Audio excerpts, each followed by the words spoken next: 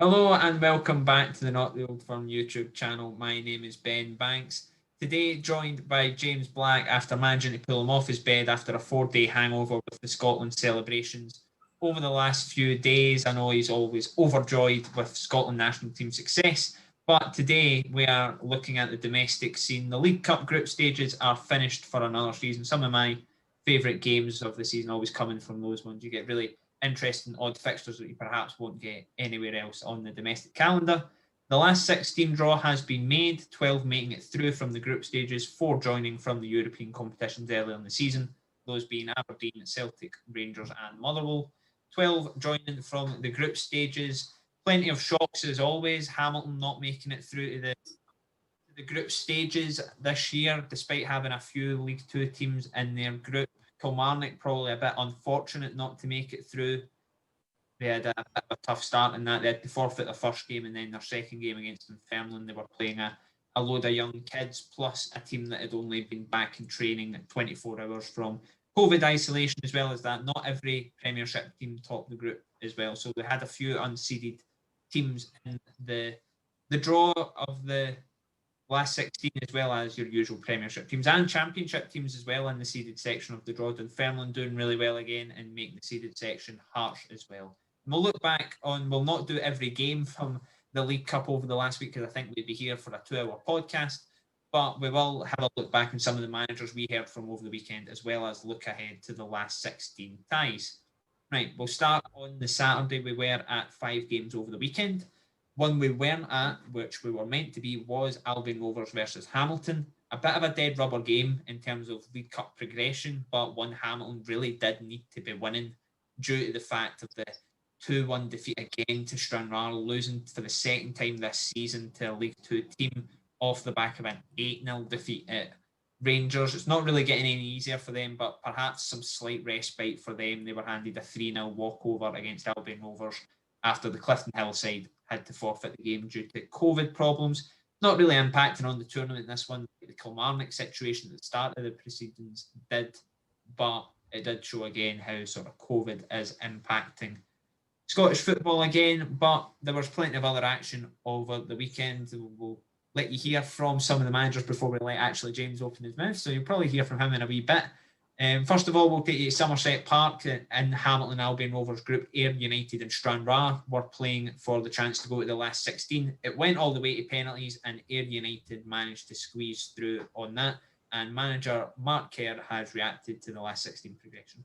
Hi, yeah, terrible start on it. It's the worst start you can get, especially in a cup tie. And then you get a penalty against you after, I think, another 5 or 10 minutes. So it was a poor start, and we came back into the game, but we probably got the luck to allow us to get on the front foot and buy a wee bit of time to get in it. So we did. We had to hit the bar a couple of times first half, and get into a few decent positions. I thought Jordan got into 2 or 3 positions where we got off the head and picked people out, where we're lashing things across the goal, and it's probably quite the fact, you know, if you want to run on it, you're probably taking that extra touch and pick people out. So it's just getting that wee bit of confidence in the boys to take the opportunities.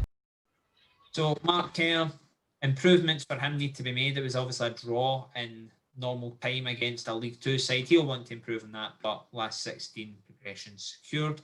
Another one we heard from was Alex Dyer after his Kilmarnock team beat Dumbarton 2-0, and he's back in Eamon Brophy for a place at Euro 2020 with former manager Steve Clarke next summer. No, it was a game that we needed, just like them boys to get 90 minutes. And like you said, once you score the goal so early on, Brophy scores, it's easier for us then. We can settle down and relax and start playing some good football. Yeah, it was nice. They're a good side. They come and challenged us, and it was just for us to do the right things and be professional, work hard, try and get the best we can out of the game, which is, you know, attacking and then get crosses in the box and ask them to defend, and get the boys' fitness level up. And it was a good outing for us today. Brophy could have had a hat-trick. Yeah, he could have done. Yeah, but it's nice for him. Do you know what I mean? To get another 90 minutes under his belt. And then we look forward to next week and try and kick on next week. A cracking goal though. Good goal, good finish. Well, we know he can finish. We know he's a good player. You know, he just needs a lot more minutes. And like I said, he's had two 90 minutes this week, so, which is good.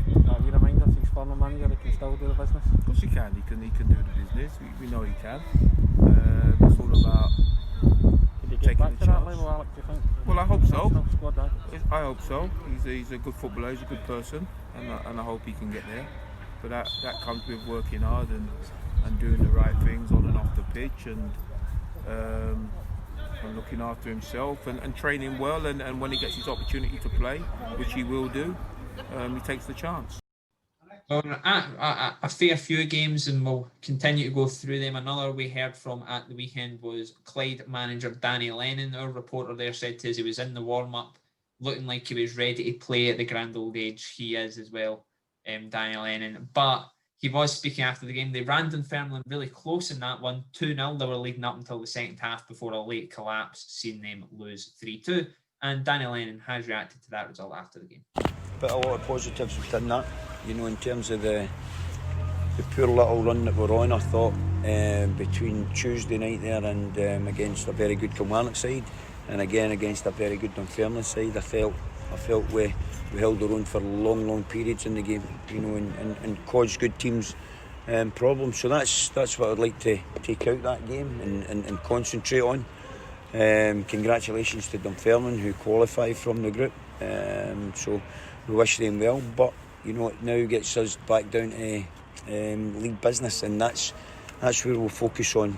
You know, over the course of the last 2 weeks, or just over 2 weeks, 2.5 weeks, you know, it's been very difficult to get any quality done in the training ground. So looking forward to getting back to a normal working week and back into, you know, the bread and butter on Saturday. But in terms of going into that, I think we can take a lot from it. You know, you can certainly see today, and in terms of where we've lost the game, you know, individual mistakes have cost us, but that's a great learning curve, you know, for Big Matic coming in there and only playing his second game. I felt he had overall taken the mistake out of the game. I thought he had a great game, so I did. So devastated at the end of the game. Listen, he is devastated, like anything, and it's one of the positions where it's unforgiving. You know, if a striker gives the ball away, he's got midfielders to back him up. The midfielders give it away, the defenders have got people to back him up. But who's a goalkeeper got, you know, a bar and a post, or 2 posts? And finally, in terms of our post-match interviews over the weekend, we heard from Hibs manager Jack Ross and Dundee boss James McPake. 4-1 Hibs won against Dundee, and we'll look at it a bit more in detail in a wee bit. But they've been rewarded with a really great tie for each of these sides. Hibs meeting Dundee at Easter Road in a couple of weeks' time. And both managers have reacted to Hibs versus Dundee at Easter Road in the League Cup. Yeah, I rather naively didn't know that could be a possibility. So, yes, I mean, we're at home, which we would be pleased about. And, you know, you go into that game a couple of weeks' time, won the game in the manner today, it obviously helps your belief in terms of trying to get. Yeah, because I thought we had, you know, we were decent before that. We created a decent amount of opportunities. But the danger is when you don't capitalise on it, it's only one goal in it. And Dundee probably had their best spell of the game, that 10-15 minute period that they managed to equalise in. So I think the changes brought a little bit of fresh energy for us, and our response to the last 20 minutes was excellent. So we were really good in that period. Yeah, look, we've got players who've got that flexibility, playing different roles, and you know, I thought it helped us be good in the opening 50-55 minutes of the game. But the way the game was starting to open up, I think we thought there'd be opportunities for him to get the defenders 1v1, and his assist record was really close. He's hard on himself because I think he can feel sometimes he's not quite hit the levels he was at last season, but he's provided a heck of a lot of assists this season. So you know, his contribution again was vital today. Yeah, the thing is with Jamie, I think it's been a bit stop-start for him, and you know, we're challenging him to score and provide assists, because it's why we worked hard to bring him to the club. And you know, I think, as I said, it's just getting consistent in the games from him, because he'll undoubtedly do what he did today in terms of creating opportunities. Then I think he'll start to get the score sheet as well. Stevie's shown the goal as well. Yeah, I mean, Stevie's goal is something that obviously I'm very familiar with, because I've had him before, and encourage him to do so. And again, he was one of those that had an opportunity today, and I think a lot of them that had the opportunity at the start came off the bench, did themselves no harm. Good side, but we were very, very much in the game in the first half. The second half, we started right. You get your goal and you get back in the game, and then you can see 3 goals in 6 minutes. that's a disappointing thing from today. And there were poor goals we lost. Loads of positives that we have to take, but when you get yourself back in a game, and that sometimes happens. If you get back in a game, they might get the next blow and they go ahead again, but you regroup and you get yourself back in a game. What you can't do is lose a game in a 6-minute period. I don't think so. I don't even think it was a case of Hibs got better when we scored. I still thought for the wee part, even before the goals, we had the better chances in the second half with Gowser and Danny Mullen. Some good play, and we looked like the team that was going to score, and I never seen that coming. At the time you think that we're going to be the ones that go on and get the winner, but we switch off, and particularly against good players, but they're not even good goals. That's not been disrespectful to have, but the goals that we would expect our players to stop getting in. So it's in a 6-minute period. That's the downside of it for me. That period effectively killed the game. Right, so that was the sort of League Cup group stages. What were your sort of favourite fixtures, favourite moments from this year's? The whole thing, it's been a weird one because it's been hard to kind of pick any real consistency because nobody's really put together a really impressive run of results. No always through their own fault. There have been COVID problems with a variety of teams. I've seen Falkirk a couple of times have put in some good shifts. Dunfermline's done really well. United have done really well to get through theirs. They've got a nice draw, which we'll get on to a wee bit later. But it's actually one team that I do actually want to give a wee bit of credit to that haven't made it through was East Fife. I think looking at East Fife's results, when they were in a group with Hearts and Inverness Cali Thistle, and they came away with narrow defeats in both. You know, and they're playing two really good sides in that. Two teams who will be challenging for the championship title this season, and they've come out doing really well. A part-time side against two really strong teams. But I enjoy the group stages. I think it's added something a wee bit different to the League Cup, and it's probably gave it that wee bit more interest for me in the early stages in particular. I think the kind of first couple of rounds could be a bit, and it's with the greatest respect to Brecon and Edinburgh City, it doesn't really get my juices flowing. So kind of having the group stages, it gives you a bit more because you're always getting Premiership or high-end Championship teams with League 1, League 2 sides and a chance for an upset. It sounds like the chickens or something also want to voice their opinion wherever you are. Birds everywhere, man. There's a tree full of starlings that are just going tonto. I know. I did notice, however, when I did ask you what your favourite moments are, you basically went full Alan Partridge. What's your favourite League Cup moment? I would like to say the best of the League Cup. But looking at the last 16, we'll run through the ties. What is it? I'm just stunned. All the times that I've made references and you sat there with a blank look in your face and then you go and pull Alan Partridge out the bag. Exactly. I'm great at poker. Have never played poker in my life. Don't know any of the rules, but I'm sure I'd be good at it. Looking at the last 16 draw, we'll go through the ties just now. Alloa versus Hearts, Arbroath, Dunfermline, Celtic versus Ross County.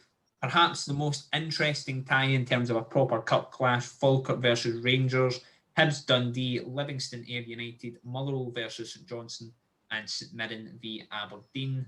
Going through them, Hearts, Alloa Athletic, how you would expect Hearts to win that, but I don't think anybody really enjoys going to Alloa at all, regardless of division, playing at the end of the drill. That includes folk that live in Alloa as well, to be fair. That'll be a tough one for Hearts. I'd expect that Hearts should get through, but going to the Indo drill, still called Indo drill, I think, it keeps changing. Going to Alloa will be a tough test for them. They've got a decent side there.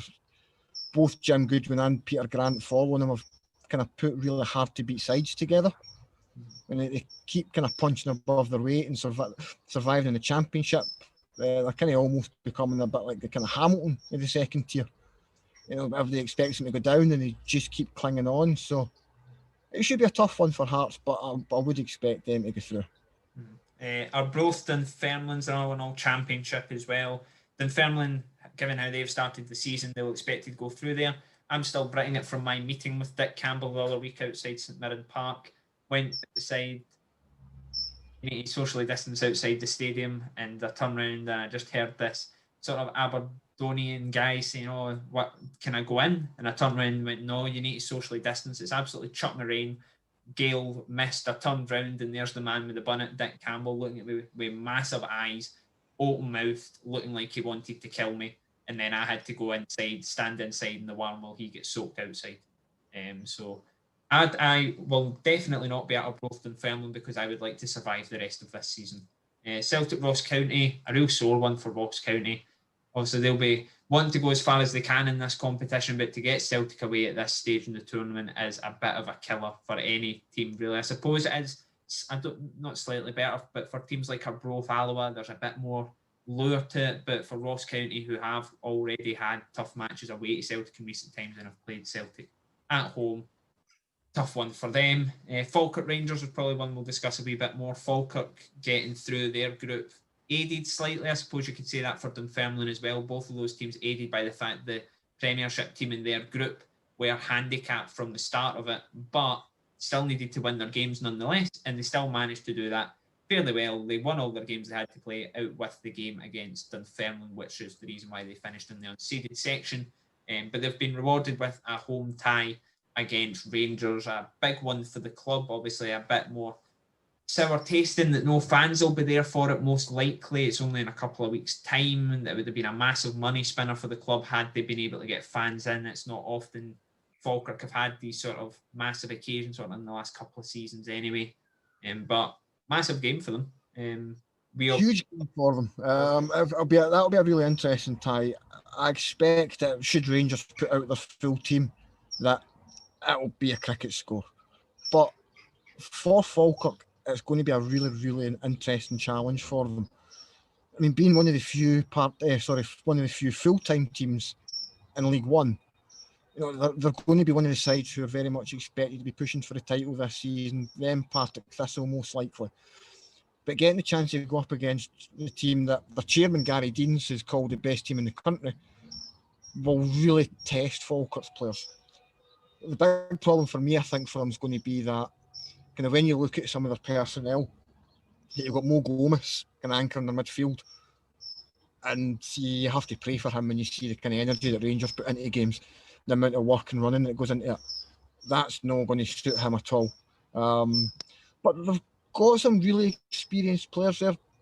Gomez, Connor Salmon's there, Charlie Telford, who came through the ranks at Ibrox, guys like Gary Miller and Mark Durnan, who've kind of been over the course a bit.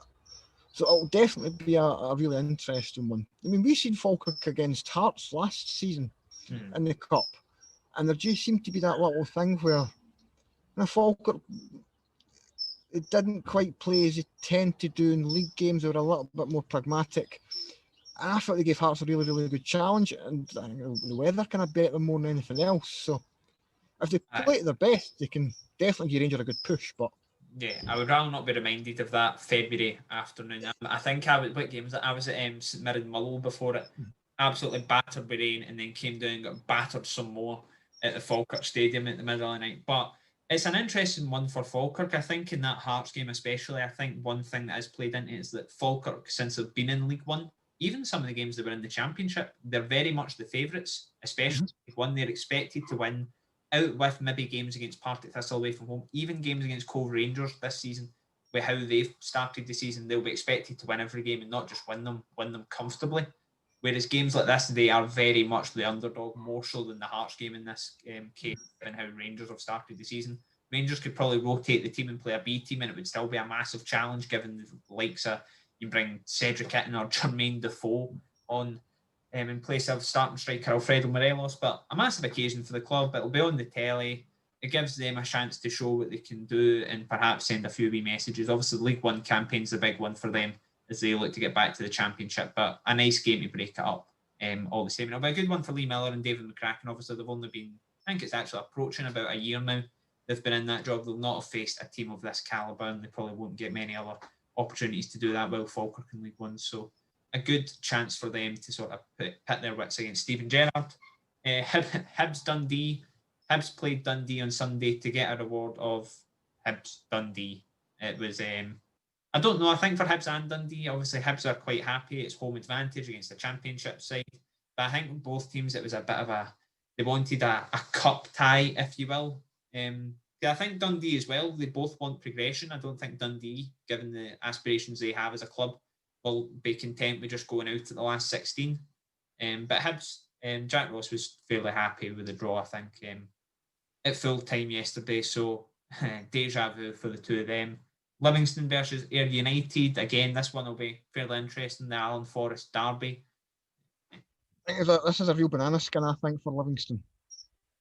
I think Ayr have got a really good side. They've maybe not quite hit their stride, kind of their fullest yet this season, but they've got some really talented players in there, and this is one where I can very much see there being, I don't even know if I'd say it would be a shock as such. Livingston Air's not exactly, we're not talking Rangers Falkirk golfs here. So I could very much see Ayr coming away with something from this and getting themselves into the last 8. But it will be a really tough one, because when Gary Holt's side click, they are very tough to break down. We've seen it when Rangers were at the Tony Macaroni earlier in the season. That they can be a really tough side to break down. So Livy will probably have a slight advantage at being at home and being the Premiership team. But for me, that's between that and probably the Aberdeen games, the two it's very much still all at stake in those ones. Before we talk about St Mirren, Aberdeen, the other one is Mullow versus St Johnstone.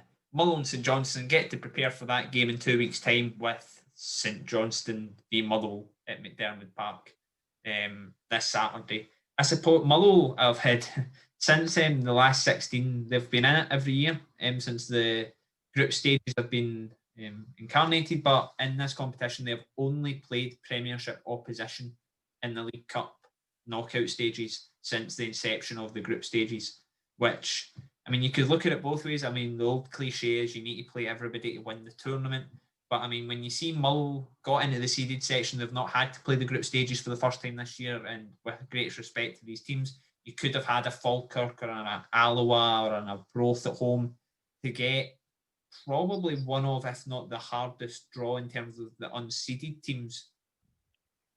Not exactly.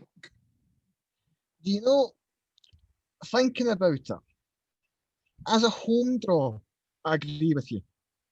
So if you could guarantee Motherwell were going to be at home, I would absolutely much have preferred to have had a Falkirk, an Alloa, an Arbroath, whoever.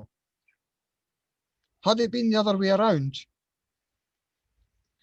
I would have taken St Johnstone ahead of a trip to Falkirk or Alloa or Arbroath. I get what you mean, because technically it is, you have the weird team, if you will, up for it. But St Johnstone have had fairly decent form in the game. I think you'll probably see more this weekend what the two sides of, but you've seen again when they played a few weeks ago at Fir Park, these teams are very evenly matched. They're both quite similar, good defensively, good in midfield, somewhat lacking up front, and they're a bit inconsistent up that end of the park. They're very Do you not think that's maybe something that probably benefits Motherwell? Because, I mean, so if you kind of compare it to Hamilton, you look at how Hamilton come off the back in 8-0 defeat at Ibrox, go to Stranraer, and I think most people will have said that you'll see a reaction and they'll have went and got the win, and then they choked. So going away to those kind of games, it's very much a banana skin. Having St Johnstone, it's a team you very much know. You know their strengths, you know their weaknesses. You know that you can't really have that sort of complacency. You don't need to only turn up and play at 70% to get the win, like you'd wrongly assume with a Falkirk, an Alloa, an Arbroath, whoever. So the players are going to have to be at it. And I think with both Motherwell and St Johnstone's form this season, it probably helps both teams, with they're not going to have a cup game that's basically papering over the cracks. I get that. Obviously, still one. I think both teams. St Johnstone, again, I think Mullow have fail. I know they get beat 4-1 in the last game before the international break, but Mullow have been fairly decent in recent times against teams. Because I think their only defeats sort of since September time have been against Hapoel Beersheva, Rangers, and Celtic, who are all in the Europa League group stages. So Mullow are doing okay against teams like St Johnstone that just now, and you'd probably edge them as slight favourites. But St Johnstone, given the fact they could get a Celtic, Rangers, Hibs, I think St Johnstone as well will be not obviously delighted. Going to Fir Park's not by any means easy, but they could have also had harder draws. And the final, And the final one, St Mirren versus Aberdeen. This one's a really tasty encounter for me. I think in terms of quality and interesting game that could be even, this is the one to look forward to. Self-isolation derby. Well, I think you could pretty much go through a lot of these teams now. There's not a lot of these teams that have had, that haven't had, I should say, COVID problems of some sort. Not to the scales involved. Yeah, St Mirren, I'm just praying everything crossed for them, because they have been utterly battered by it. It's just been so unlucky. They've managed to get playing. But again, this one, League Cup, Jim Goodwin's a very ambitious manager. I think the quote that always stands out for me to him is that if he gets pamped out at the first time of asking the knockout stages of the Cups and then finishes 9th or 10th in the Premiership, he won't see that as a move forward. For him, he wants to be pushing St Mirren towards the top 6 and getting to the latter stages of the Cup, because that's how big a team he thinks St Mirren are. And I suppose games like this are where he can sort of prove whether his squad have got the mettle for that. Yeah, it'll be a really good one. And I like Jim. I think Jim talks a very good game, and you can see that he does try to do things the right way. Aberdeen. What Aberdeen's going to turn up? That's Aberdeen's cup record in recent years can be. It's a really weird one, because they'll either be really, really good in cups, or they'll be bloody horrific. I think the thing you can compare that to is that the thing is, I think Aberdeen overall, they've managed to get to the quarterfinal, semi-final. So I suppose you could probably say they've probably been all right, but it's not so much these games for Aberdeen. I think it is the quarterfinal, semi-final games that just seem to be the issue. I think even sometimes when they get games where they're often perceived that it should be a walkover for them, they make it much harder than it should be. I remember maybe a season or two back, they had St Mirren in the Scottish Cup. They drew at Pittodrie. Aye. There was times, maybe in the last 5 or 6 years, I've had draws or defeats at the likes of Alloa, Queen's Park. They're one of these teams that, as I say, they can have really good cup runs and they can go all the way to the final, where they'll then choke, or they get papped out in the first couple of games, or make it really hard for themselves in the first couple of games against a League 1, League 2 side. This is one where they should show up and kind of do what's expected of them. But with St Mirren, they haven't played as much as they should have done, and kind of having their stop-start season. I'd like to hope there's going to be Jim's kind of pushing towards that kind of siege mentality and us versus them thing, where it's us versus the world and they're all pulling in one direction.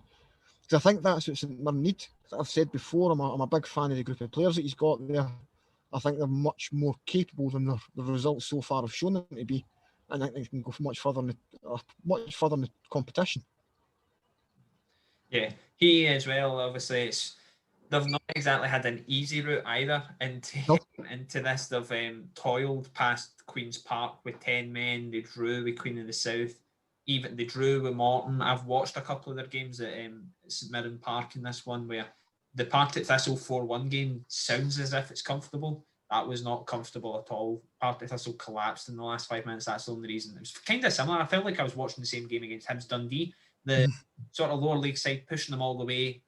St Mirren get a second. Lower league side completely crumbles. So it's not been easy for them. They had the hardest group, in fairness. I think all 5 teams were full-time.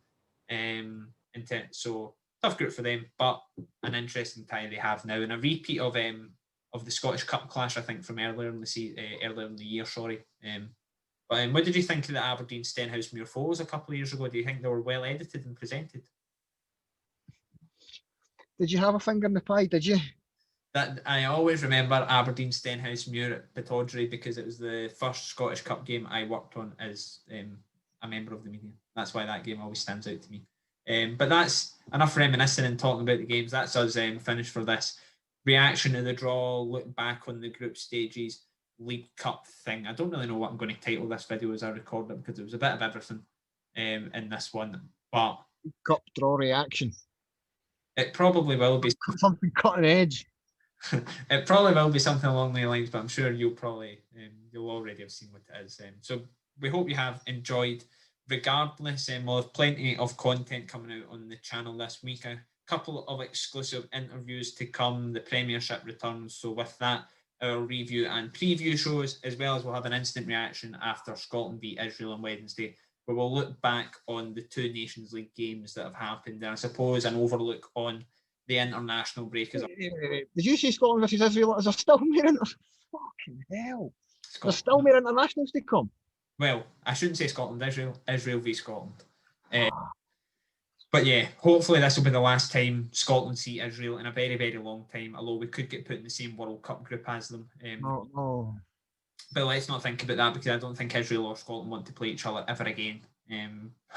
We'll look back on that game, but I suppose it'll just be a chance to look back on what has been a very, very emotional, fruitful, somewhat frustrating talking point of an international break. Obviously recording this after Scotland lost 1-0 to Slovakia on Sunday. A good performance, but lack of goals up front and a much changed team for Steve Clarke. But we'll look back on that in more detail later in the week. So that's all we've got time for just now. Please do remember to subscribe to the channel, like this video, and until next time, take it easy.